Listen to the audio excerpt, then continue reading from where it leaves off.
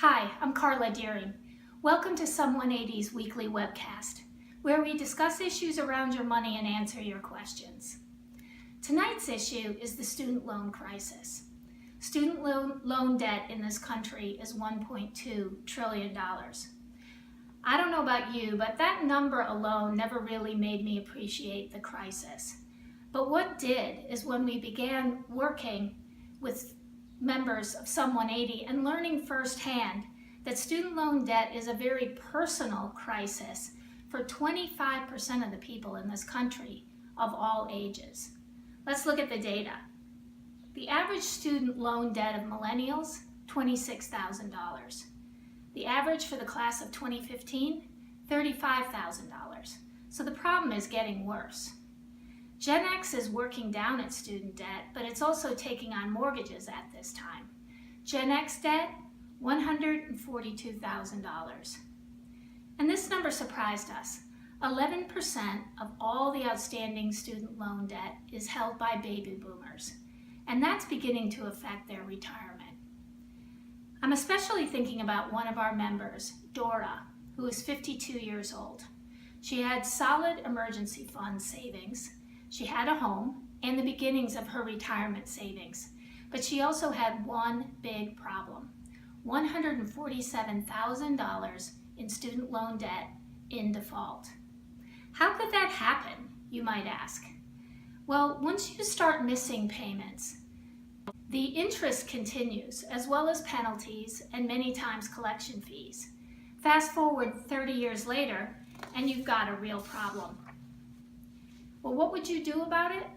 You know, it might feel helpless if you're Dora, but actually there is a way forward, and here's the key. Dora's monthly debt payment should not be any more than 20% of her monthly income, because that's a number that gives her room to do other savings and investments as well.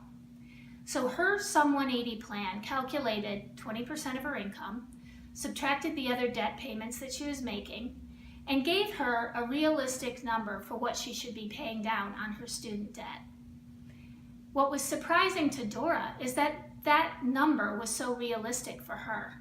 And as she looked forward, she could actually see a light at the end of the tunnel. She was also really quite happy because she knew that her financial security was never really real without dealing with the student loan debt. I think Dora also felt better because she was no longer dealing with this crisis alone.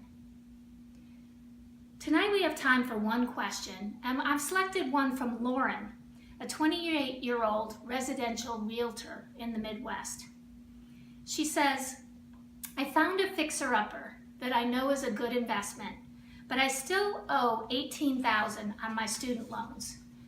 Should I pay all of that off before I go ahead with this? As we heard from Dora's plan, 20% of your income at the max should go to debt payments. In Lauren's case, her income supported her regular student loan payments and a small mortgage on the fixer-upper. She felt better learning this because she really did want to move forward on the house. It also worked out great because she found out about a month later that she was pregnant. So she made plans to make that fixer-upper her new family home. That's it for tonight. Thanks for joining, and keep your comments and questions coming. At Sum 180, we make dealing with your money simple and doable.